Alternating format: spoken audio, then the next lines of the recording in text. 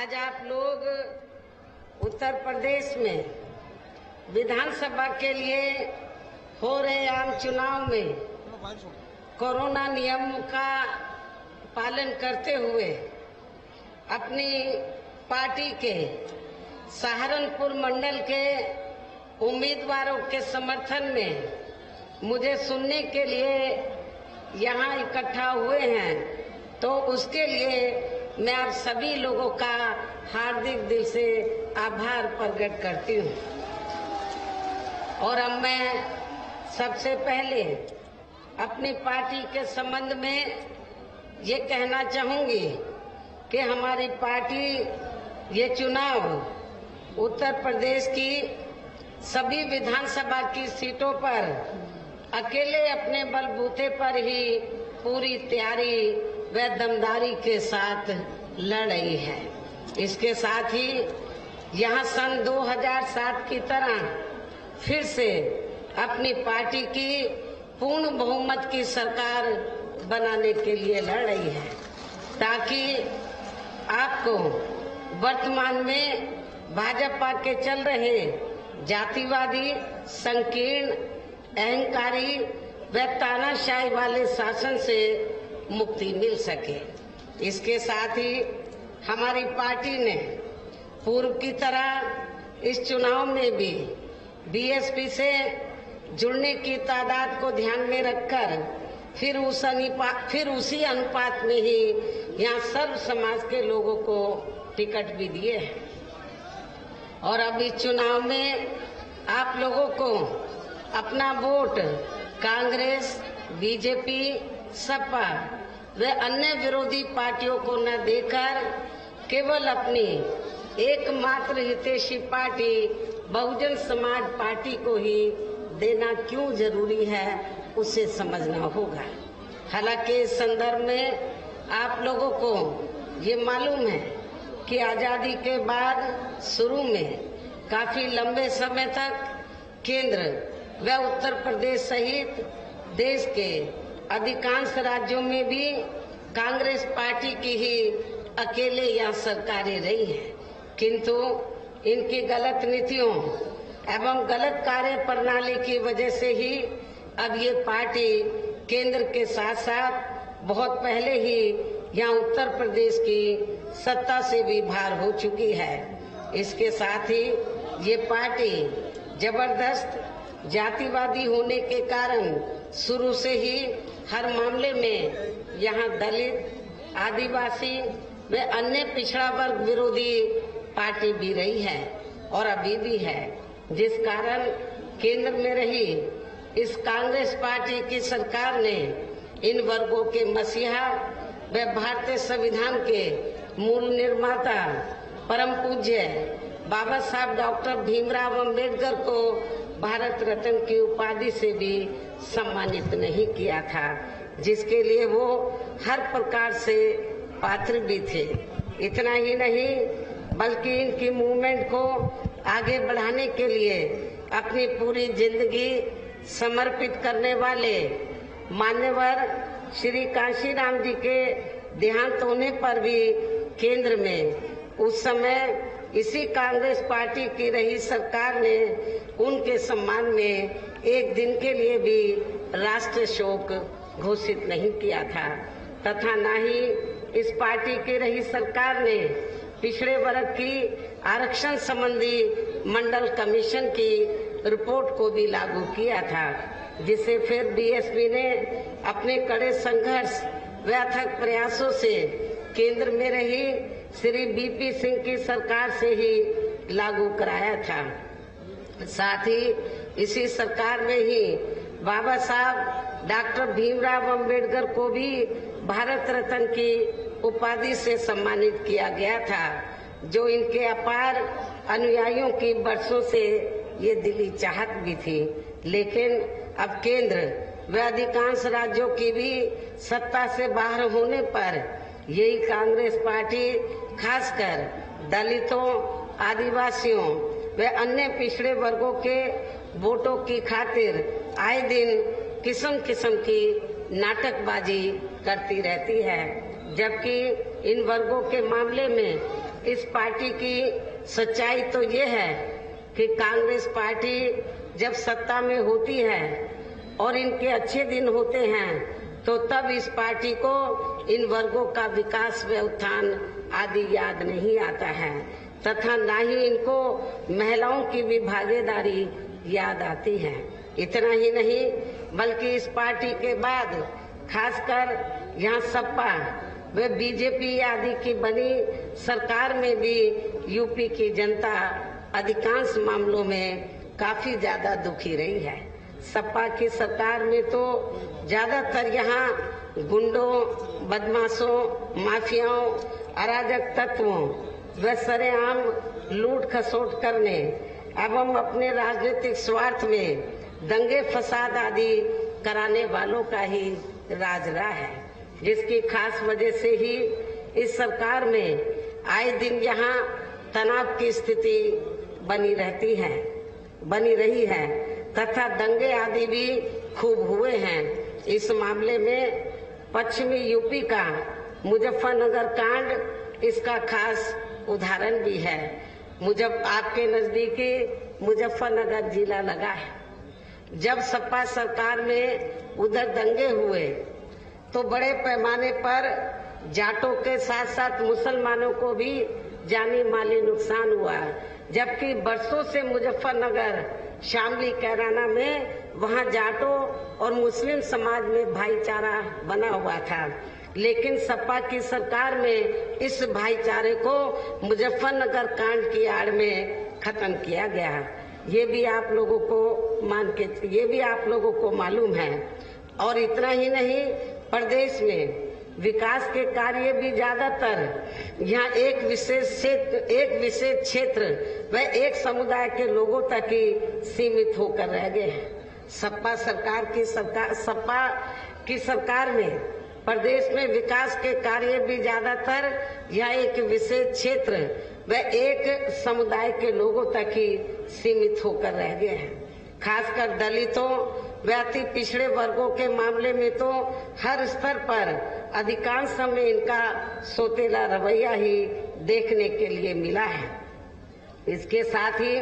सपा सरकार में इनके संतों, गुरुओं व महापुरुषों आदि को भी सम्मान नहीं दिया गया है, अर्थात इनका हमेशा अनादर ही किया गया है, जिसकी जानकारी आप सभी लोगों को भी है। उन्हें यहाँ मैं दोहराना नहीं चाहती हूँ। मुसलमानों के साथ भी तो सपा सरकार में तो जितना इनको आगे बढ़ने का मौका देना चाहिए था मुस्लिम समाज के लोगों को, वो नहीं दिया गया और इनकी तरक्की तो बहुत दूर की बात रही। तो ये पूरे यूपी के मुस्लिम समाज के लोगों को ये मालूम है कि समाजवादी पार्टी के सत्ता से बाहर जाने के बाद और बीजेपी के सत्ता में आने के बाद यहाँ पूरे यूपी में सबसे ज्यादा समाजवादी पार्टी को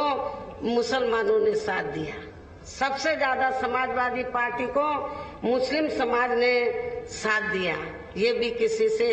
छिपा नहीं है। लेकिन हुआ क्या कि पूरे मुस्लिम समाज ने पूरे यूपी में समाजवादी पार्टी का साथ दिया,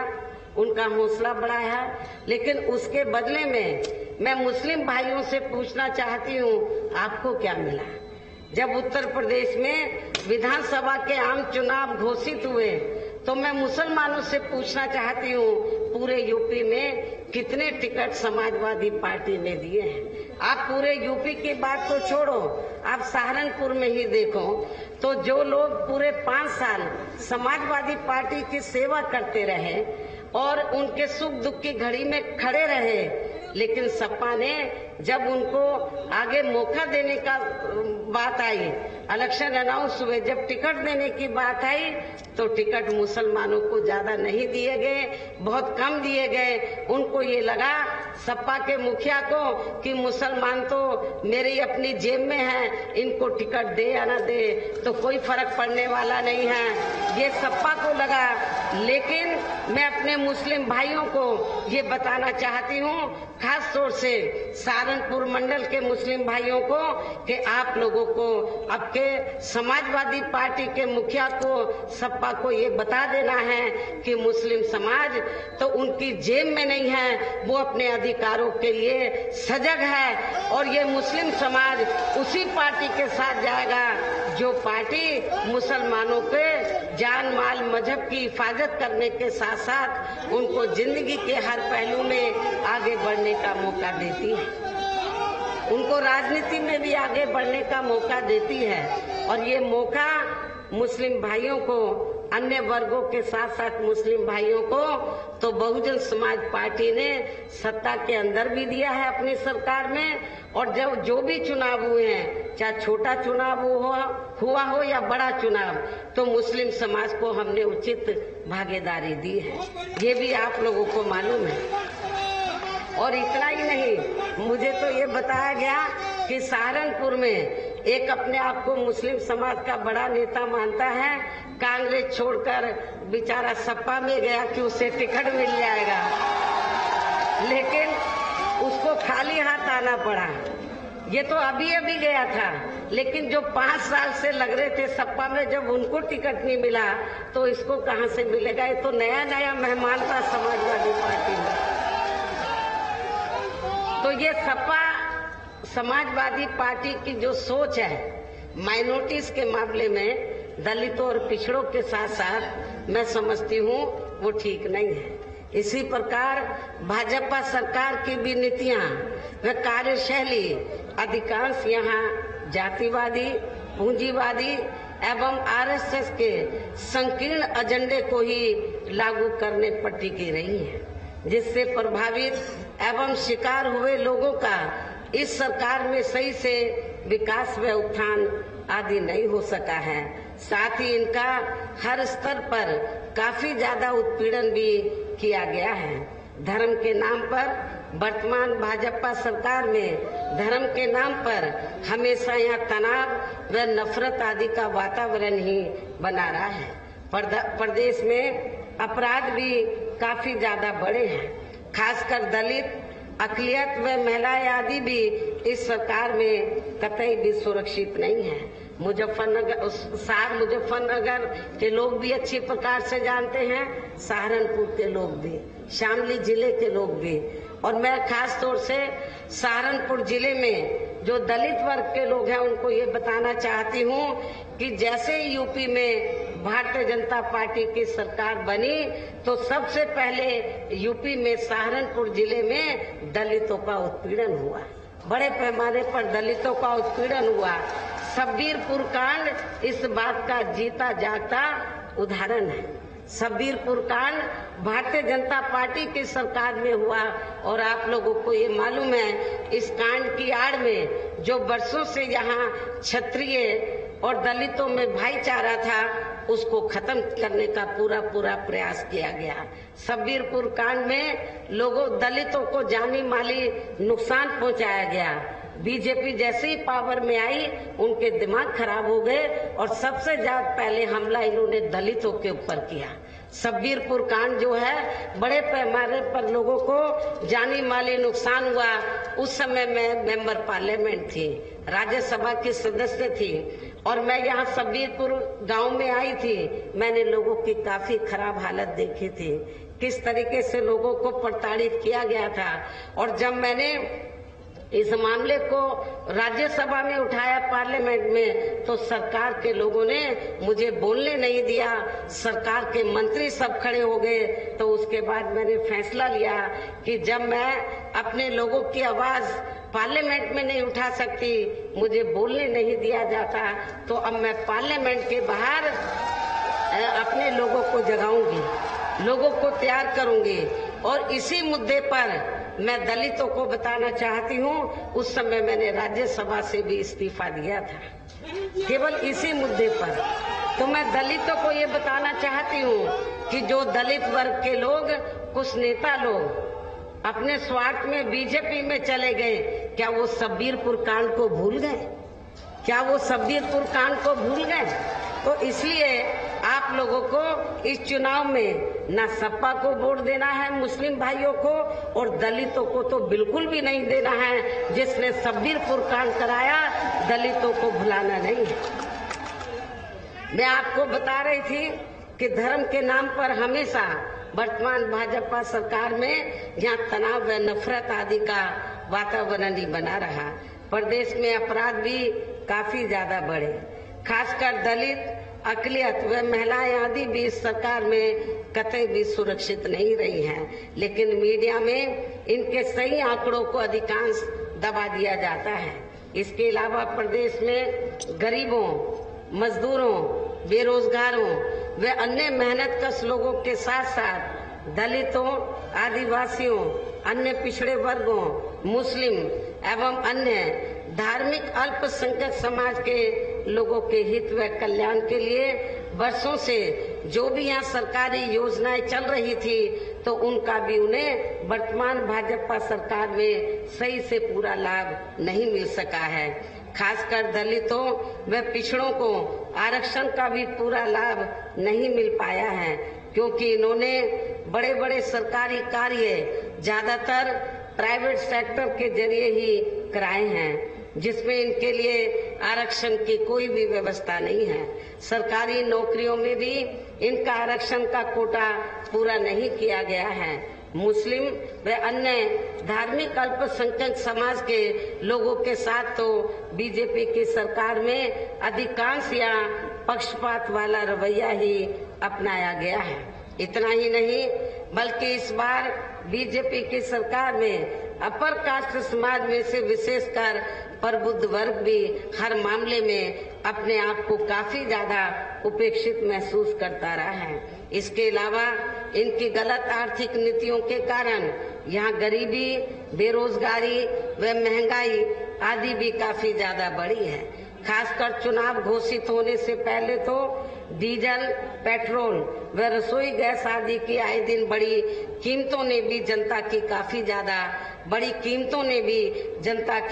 ज्यादा मुश्किलें बढ़ाई हैं, और ऐसा लगता है कि चुनाव खत्म होने के बाद पुनः इनकी कीमतें बढ़ा दी जाएंगी।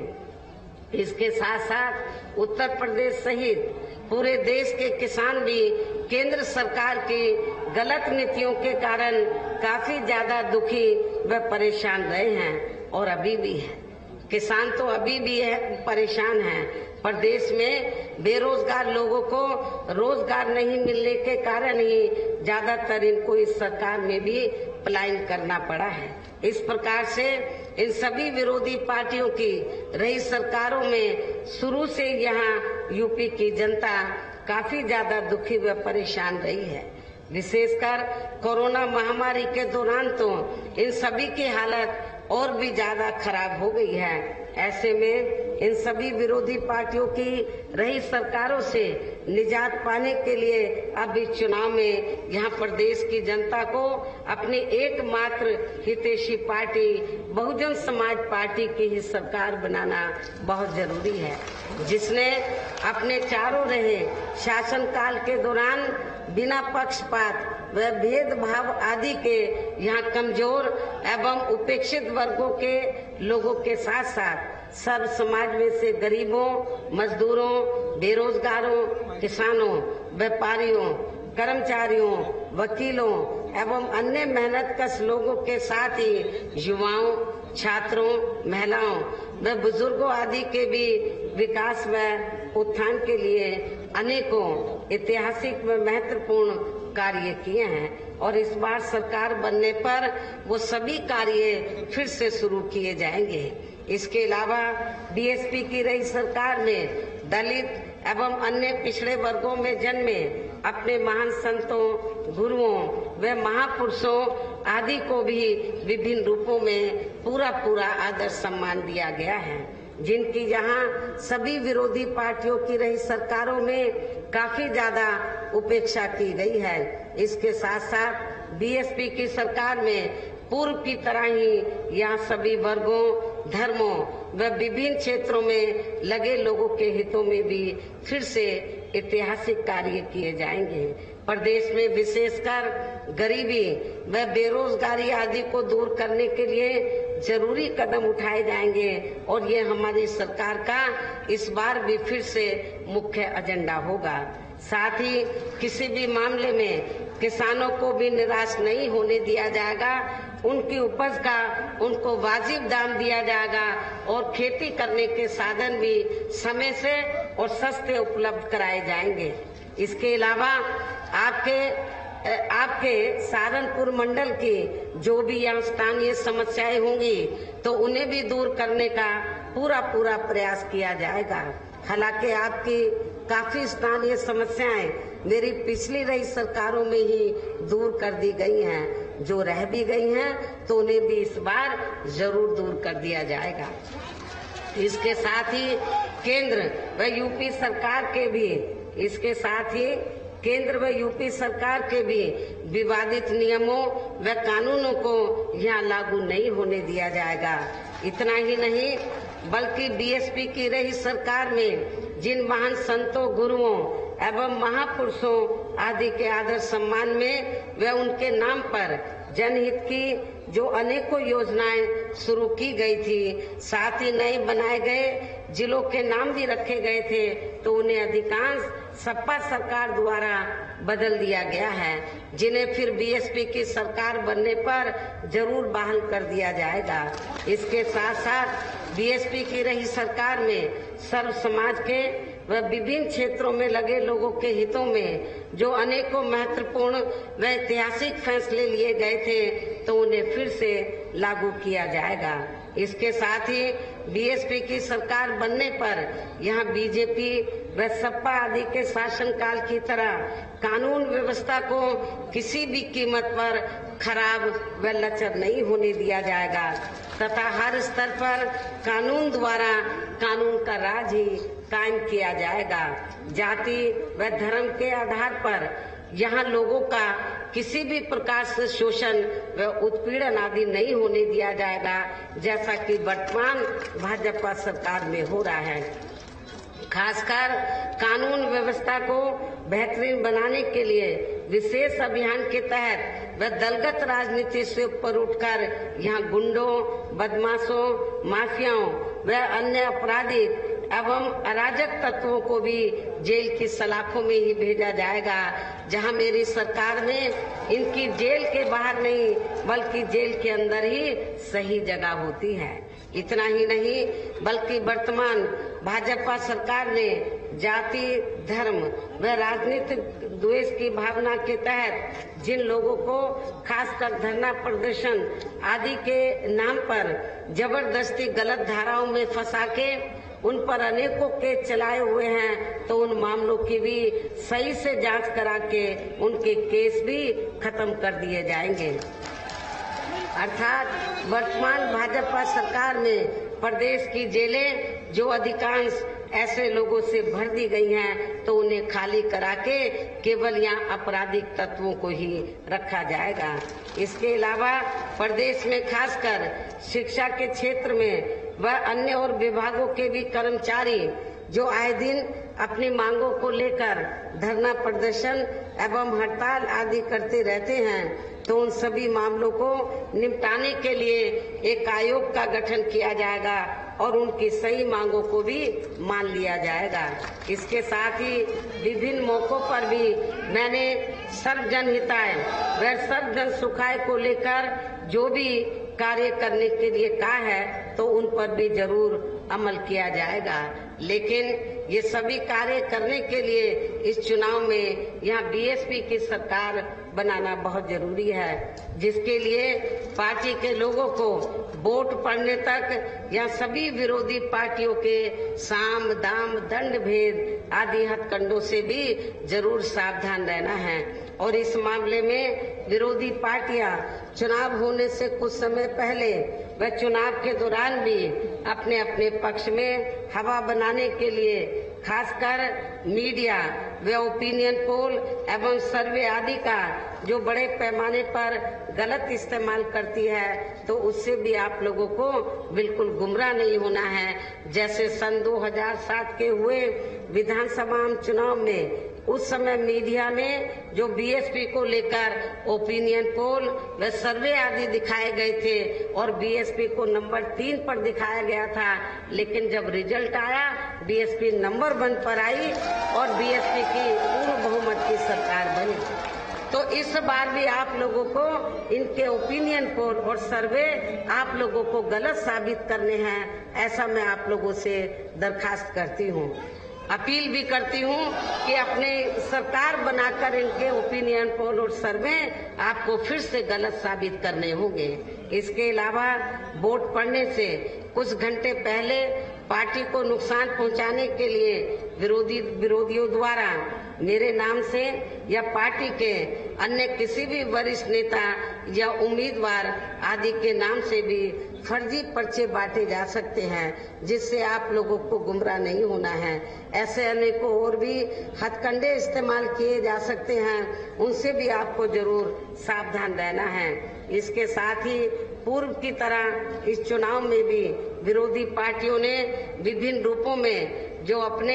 हवाई व प्रलोभन भरे चुनावी घोषणा पत्र आदि जारी किए हैं, जिन्हें सत्ता में आने के बाद ये पार्टियां अधिकांश अमल में नहीं लाती हैं, तो उनके बहकावे में भी आपको कतई नहीं आना है। जबकि इस मामले में बीएसपी किसी भी चुनाव में विरोधी पार्टियों की तरह अपना कोई भी चुनावी घोषणा पत्र आदि जारी नहीं करती है, क्योंकि बीएसपी कहने में बहुत कम बल्कि कार्य करके दिखाने में ही ज्यादा विश्वास रखती है। और ऐसा हमने यहाँ यूपी में अपनी चारों रही सरकारों में करके भी दिखाया है। इतना ही नहीं बल्कि हमारी पार्टी की चारों रही सरकारों ने प्रदेश में बिगड़ी हुई कानून व्यवस्था को सुधारने के साथ साथ प्रदेश के विकास व आम जनहित के लिए जो असंख्य अति महत्वपूर्ण कार्य किए हैं, वो अभी तक यहाँ किसी भी विरोधी पार्टी की सरकार ने नहीं किए हैं, बल्कि ज्यादातर उन्हीं कार्यों के नाम व स्वरूप आदि बदलकर अब विरोधी पार्टियों की सरकारें उन्हीं को ही भुनाने में लगी हैं। लेकिन उन कार्यों के प्रति इनकी नीयत व सोच सही नहीं होने के कारण उसमें भी ये पार्टियां ज्यादा सफल नहीं हो पा रही हैं। और अब मेरा यही कहना है कि आप लोगों को इस चुनाव में अपने हित व कल्याण के लिए या फिर से यूपी में बीएसपी की सर्वजन हिताय व सर्वजन सुखाय की नीतियों पर आधारित सरकार बनाना बहुत जरूरी है। और इसके लिए पार्टी के लोगों को वोट पड़ने वाले दिन कोरोना नियमों का भी पालन करते हुए सबसे पहले सुबह उठते ही व समय से अपने अपने पोलिंग बूथों पर अपना वोट डालने के लिए जरूर जाना है। इसके साथ ही आपका वोट अन्य कोई व्यक्ति ना डाल सके, इसका भी आप लोगों को खुद ही ध्यान रखना है। इसके साथ साथ अपनी पार्टी का कोई भी वोट पड़ने से ना रह जाए, तो उसका भी पार्टी की हर पोलिंग बूथ की कमेटी को विशेष ध्यान रखना है। इन्हीं जरूरी बातों के साथ ही अब मेरी बीएसपी के लोगों से यही अपील है कि पार्टी ने यहाँ के सहारनपुर मंडल में जिन भी विधानसभा की सीटों पर अपने उम्मीदवारों को चुनाव के मैदान में उतारा है, जो यहाँ आपके बीच में इधर मंच पर मौजूद भी हैं, तो उन्हें आप लोगों को वोट वाले दिन अपनी पार्टी के हाथी चुनाव चिन्ह के सामने वाले बटन को दबा के जरूर जिताना है। भारी वोटों के अंतर से इनको जरूर कामयाब बनाना है। और फिर से आपको यहाँ सन 2007 की तरह बीएसपी की अपनी पूर्ण बहुमत की सरकार जरूर बनाना है। तभी फिर प्रदेश में अमन चैन कायम होने के साथ साथ यहाँ सभी धर्मों व वर्गों के लोगों का भी सही से विकास व उत्थान आदि हो सकता है। साथ ही यहाँ अन्याय, अपराध, भय व भ्रष्टाचार मुक्त एवं विकास युक्त वातावरण भी पैदा हो सकता है। और तभी फिर यहाँ परम पूज्य बाबा साहब डॉक्टर भीमराव अम्बेडकर एवं मान्यवर श्री कांशीराम जी आदि का भी सपना सही साकार हो सकता है। इस उम्मीद के साथ ही अब मेरा यही कहना है कि अब आप लोगों को हर पोलिंग बूथ को जिताना है और बीएसपी को सत्ता में लाना है। इस विश्वास के साथ ही अब मैं पुनः अपनी पार्टी के इन सभी उम्मीदवारों को जिताने की पुरजोर अपील करते हुए अपनी बात यहीं समाप्त करूं। लेकिन इससे पहले मैं आप लोगों से ये भी गुजारिश करती हूं, क्योंकि पिछले कई दिन से पश्चिमी यूपी में, क्या पूरे यूपी में मौसम बहुत ज्यादा खराब है, लेकिन खराब मौसम होने के बावजूद भी आप लोग यहाँ पर मुझे सुनने के लिए आए हैं, तो उसके लिए मैं आपकी बहुत बहुत आभारी हूँ। हालांकि पार्टी के वरिष्ठ लोगों ने मुझे ये कहा कि बहन जी मौसम बहुत ज्यादा खराब है, दलदल हो गया, जमीन पे हेलीकॉप्टर लैंड नहीं कर सकता, तो मैंने इनको बोला पुलिस लाइन में लैंड करा दो, वहाँ से मैं बाई रोड आ जाऊंगी। लेकिन प्रोग्राम में मैं जरूर आऊंगी। मैं अपने लोगों को निराश नहीं करना चाहती हूँ और मैं आप लोगों को ये बताना चाहती हूँ कि जो भी बातें मैंने आप लोगों के सामने कही हैं, उन सभी बातों को आप लोग हर विधानसभा में पोलिंग बूथ में के क्षेत्र में जाकर मेरी बातों को, इन सब बातों को आप लोगों को बताना है। और बीएसपी के उम्मीदवारों को आप लोगों को भारी वोटों के अंतर से जिताना है। याद रखो, वोट वाले दिन हो सकता है कि मौसम बहुत ज्यादा खराब हो जाए, लेकिन मौसम से डरना नहीं, बल्कि आप लोगों को खराब मौसम में भी सुबह उठते ही सबसे पहले अपने अपने पोलिंग बूथों पर जाकर अपने उम्मीदवारों को वोट डालना है। हमारे पार्टी के जो उम्मीदवार यहाँ स्टेज पे खड़े हैं, इनको भारी वोटों के अंतर से जिताकर यूपी की असेंबली में जरूर भेजना है। इस उम्मीद के साथ ही अब मैं अपनी बात यही समाप्त करती हूँ। जय भीम, जय भारत।